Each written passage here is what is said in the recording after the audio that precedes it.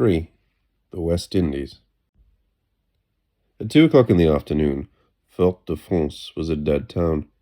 It was impossible to believe that anyone lived in the ramshackle buildings which bordered the long marketplace, planted with palm trees and overrun with weeds, and which was more like a stretch of waste ground, with, in its middle, an apparently forgotten statue, green with neglect, of Joséphine Taché de la Pacherie, later known as Joséphine de Beauharnais. As soon as we had booked into a deserted hotel, the Tunisian and I, still shaken by the morning's events, jumped into a hired car and headed for Le Lazaret. We wanted to comfort our companions, and more especially 2 young German women who had given us to understand during the crossing that they would be in a great hurry to deceive their husbands once they were able to wash. In this respect, the business of Le Lazaret increased our disappointment. While the old Ford was turning its way up steep tracks in bottom gear, and I was rediscovering with delight a host of vegetable species that were familiar to me since my stay in Amazonia, but that I was to learn here to call by new names, caimite instead of fruta do conde, which had the shape of an artichoke and a pear-like flavor, corosol, and not graviola, papaye for mamao, sapotille, sapodilla for mangabeira, etc.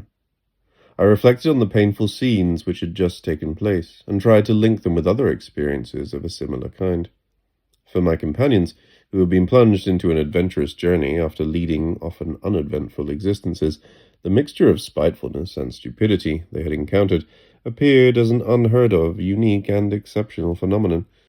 In fact, as the impact on their private persons and on the persons of their jailers of an international catastrophe, such as had never before occurred in history. But I had seen something of the world, and during the preceding years had found myself in far from ordinary situations, so that for me this kind of experience was not entirely unfamiliar. I knew that, slowly and gradually, experiences such as these were starting to ooze out like some insidious leakage from contemporary mankind, which had become saturated with its own numbers and with the ever-increasing complexity of its problems, as if its skin had been irritated by the friction of ever greater material and intellectual exchange brought about by the improvement in communication.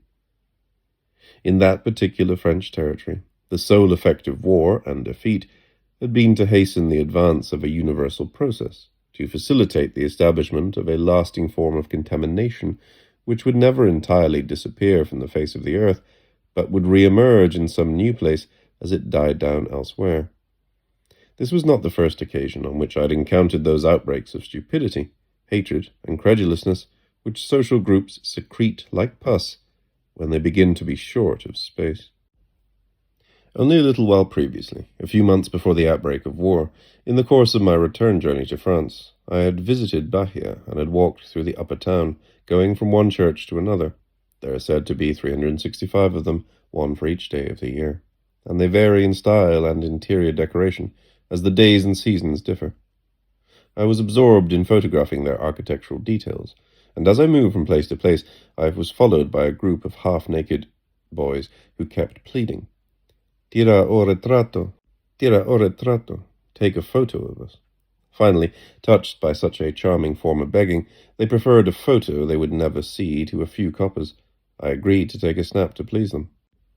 I had barely gone 100 yards further when a hand descended on my shoulder. 2 plainclothes inspectors who had been following me step by step informed me that I had just committed an unfriendly act towards Brazil.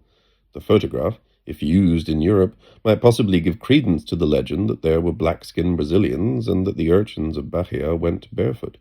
I was taken into custody, but fortunately was detained only for a short time, because the boat was about to leave. That boat, as it happened, brought me nothing but bad luck. A few days earlier I had met with a similar experience, just after joining the ship, and while it was still at the quayside in the port of Santos. I had hardly gone on board when a commander of the Brazilian Navy, in full uniform, accompanied by 2 Marines with fixed bayonets, imprisoned me in my cabin. In this case, it took 4 to 5 hours to clear up the mystery. The Franco-Brazilian expedition, of which I had been in charge for the past year, was subject to the official regulations governing the sharing out, between the 2 countries, of the material collected. The operation had to be carried out under the supervision of the National Museum of Rio de Janeiro, which had immediately notified all the ports in the country that, should I attempt to make a sinister getaway, with bows, arrows, and feathered headdresses exceeding the share allotted to France, I must at all costs be taken into custody. However, when the expedition returned, the Rio Museum changed its mind and decided to hand over Brazil's share to a scientific institute in Sao Paulo. I was accordingly informed that the shipment of the French share should take place through Santos and not through Rio. But as it had been forgotten that a different decision had been taken the year before, I was detained as a criminal by virtue of obsolete instructions, which had slipped the minds of their originators, but were still remembered by those commissioned to carry them out. Fortunately, at that time, every Brazilian official still had inside him a concealed anarchist, which was kept alive by the shreds of Voltaire and Anatole France, which impregnated the national culture even in the depths of the bush.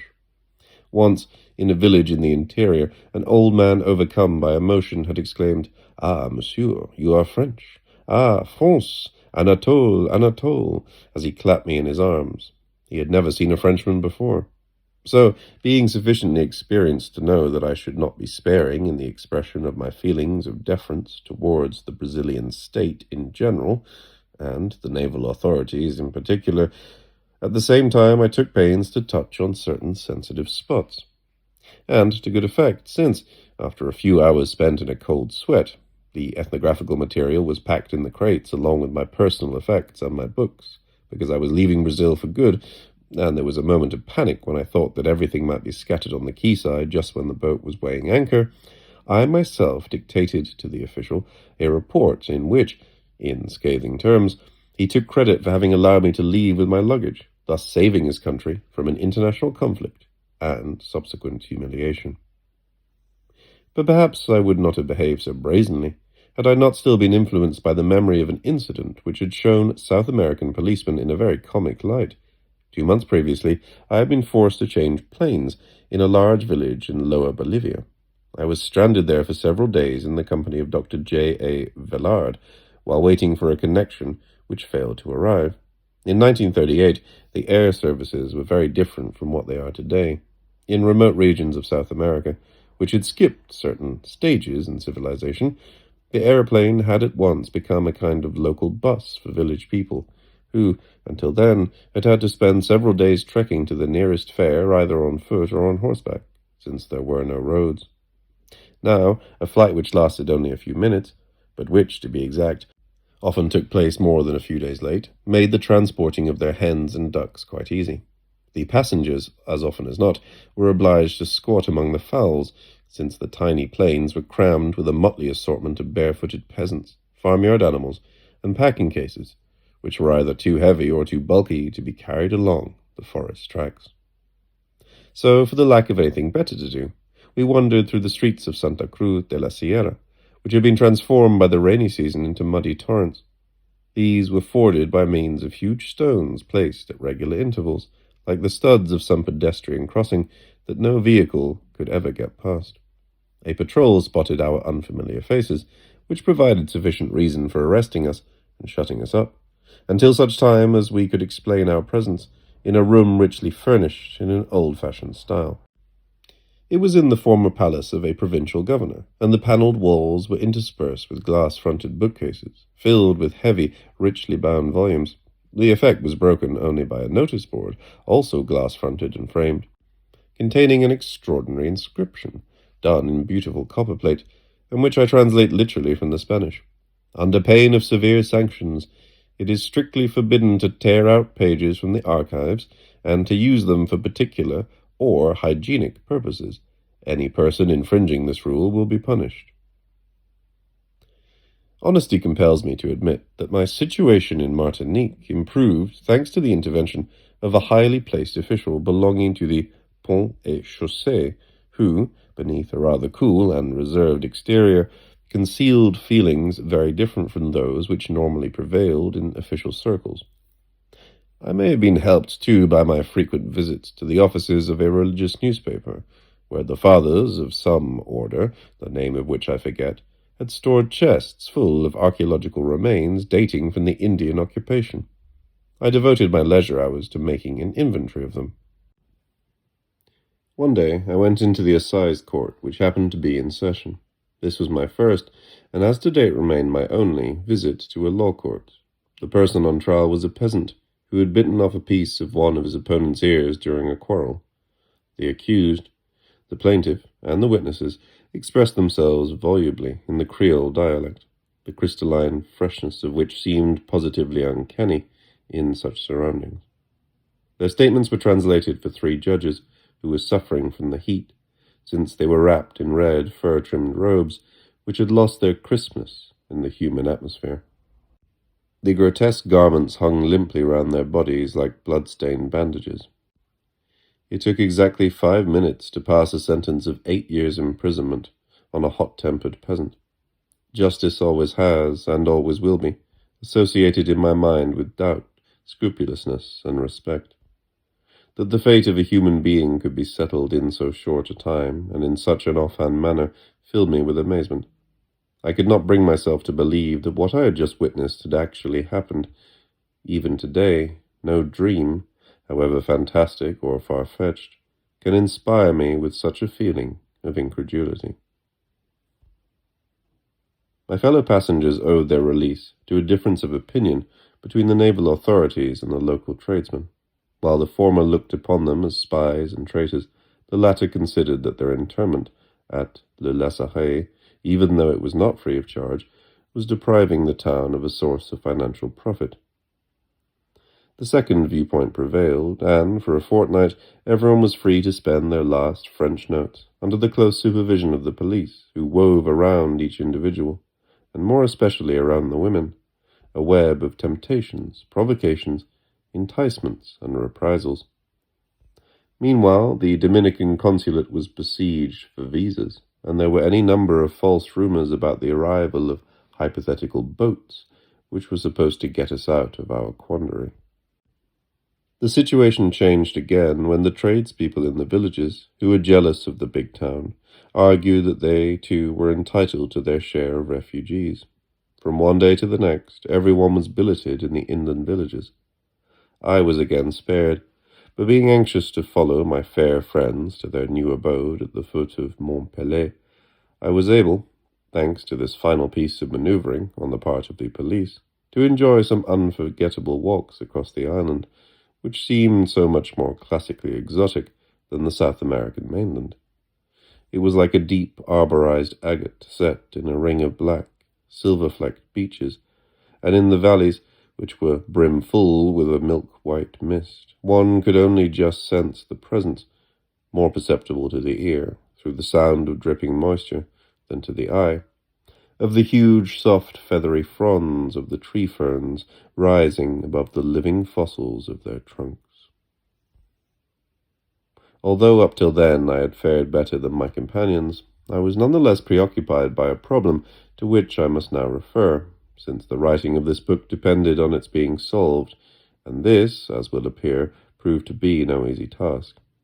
My sole wealth was a trunk full of documents relating to my fieldwork. It included linguistic and technological card indexes, a travel diary, anthropological notes, maps, diagrams, and photographic negatives. In short, thousands of items. The suspicious load had crossed the demarcation line in France only at considerable risk to the professional smuggler who had agreed to transport it. From the reception I had received in Martinique, I concluded that the customs men, the police, and the naval intelligence officers must not be allowed even a glimpse of what they would inevitably interpret as instructions in code, the notes on native dialects, or diagrams of fortifications or invasion plans, the maps, sketches, and photos. I therefore resolved to declare that my trunk was in transit, and so it was deposited, still sealed, in the storerooms of the customs house. This meant, as I was later informed, that I would have to leave Martinique on a foreign boat, to which the trunk would be directly transferred, and I had to make a great effort to achieve even this compromise. If I intended to go to New York on the Domal, a veritable ghost ship, which my companions waited for during a whole month before it actually materialized one fine morning, all newly painted like a huge toy from another century. The trunk would have to enter Martinique officially and then be taken out again. I couldn't have this, and so I boarded an immaculately white Swedish banana boat bound for Puerto Rico. For 4 days I enjoyed a quiet and almost solitary crossing, like a throwback to happier times, for there were only 8 passengers on board. It was a good thing I made the most of it. After the French, I had to contend with the American police. On landing in Puerto Rico, I discovered 2 things. During the months which had elapsed since we left Marseille, the immigration laws in the United States had been altered, and the documents I had with me from the new School for Social Research no longer complied with the new regulations. Then, what was more important, the suspicions I had supposed would be aroused in the Martinique police by my anthropological documents, and against which I had so wisely protected myself, were entertained to the highest possible degree by the American police. After being accused at Fort-de-France of being a Jewish Freemason in the pay of the Americans, I had the somewhat bitter compensation of discovering that, from the American point of view, there was every likelihood that I was an emissary of the Vichy government, and perhaps even of the Germans. While waiting for the new school, which I wired immediately, to satisfy the new legal requirements, as well as for the arrival of a FBI specialist capable of reading French, and knowing that 3/4 of my notes consisted not of French words, but of terms belonging to practically unknown dialects of central Brazil, I shuddered at the thought of the time it would take to discover an expert. The immigration authorities decided to intern me, at the shipping company's expense, in an austere Spanish-type hotel, where I was fed on boiled beef and chickpeas, while 2 extremely dirty and ill-shaven native policemen took it in turns to guard my door day and night. I remember that it was in the courtyard of this hotel that, one evening, Bertrand Goldschmidt, who had arrived on the same boat and who was later to become one of the directors of the Atomic Energy Commission, explained the principle of the atomic bomb to me and revealed, this was in May 1941, that the major powers had embarked on a scientific race, the winner of which would be sure of victory. After a few days, my last traveling companions settled their personal difficulties and set off for New York. I remained alone in San Juan, escorted by my 2 policemen, who, at my request, accompanied me as often as I wanted to the 3 places which were not out of bounds: the French consulate, the bank, and the immigration offices. To go anywhere else, I had to ask for special permission. One day, I was allowed to go to the university, and my attendant policeman tactfully remained outside and waited for me at the door, so as to avoid humiliating me. And since both he and his companion were bored, they occasionally broke the rules and allowed me, on their own initiative, to take them to the cinema. It was only during the 48 hours which elapsed between my release and my boarding the ship that I was able to visit the island, escorted by Monsieur Christian Bell, who was French consul at the time, and who turned out to be, rather to my surprise given the unusual circumstances, a fellow specialist in American Indian matters, and full of stories of the voyages he had made along the South American seaboard. Shortly before, the morning press had announced the arrival of Jacques Sustel, who was touring the West Indies in order to persuade the French residents to support General de Gaulle. Again, I had to obtain special permission in order to meet him. And so, it was at Puerto Rico that I first made contact with the United States. For the first time I breathed in the smell of warm car paint and wintergreen, which, in French, used to be called thé du Canada. Those 2 olfactory poles between which stretches the whole range of American comfort, from cars to lavatories, by way of radio sets, sweets, and toothpaste. And I tried to guess what the girls in the drugstores, with their lilac dresses and mahogany hair, were thinking about, behind their mask-like makeup. It was here, too, but from the rather special angle of the Greater Antilles, that I first perceived certain features of the typical American town, the flimsiness of the buildings, and the desire to create an eye-catching effect, made it look like some world exhibition that had become permanent, except that, in this instance, one might have imagined oneself to be in the Spanish section. The accidents of travel often produce ambiguities such as these. Because I spent my first weeks on United States soil in Puerto Rico, I was in future to find America in Spain, just as, several years later, through visiting my first English university, with a campus surrounded by neo-Gothic buildings at Dhaka in western Bengal, I now look upon Oxford as a kind of India that has succeeded in controlling the mud, the mildew, and the ever-encroaching vegetation.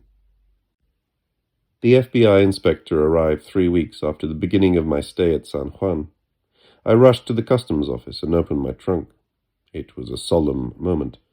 A polite young man came forward and picked out a card index entry at random. His gaze narrowed and he turned fiercely towards me. "It's in German." As it happened, it was a reference to the classic work Unter den Naturvölkern Zentralbrasiliens, Berlin, 1894, written by von den Steinen, my illustrious and distant predecessor in the central Mato Grosso. My explanation immediately cleared things up, and the expert, for whom we had waited so long, lost interest in the whole business. Everything was all right. Okay. I could enter American territory. I was free. It is time to stop. Each of these minor adventures recalls other incidents to mind. Some, like the one I have just related, are connected with the war, but others, which I recounted earlier, relate to the pre-war period. And I could add others of more recent date, if I drew on my travels in Asia of the last few years. But today my nice FBI inspector would not be so easily satisfied. Everywhere the atmosphere is becoming equally oppressive.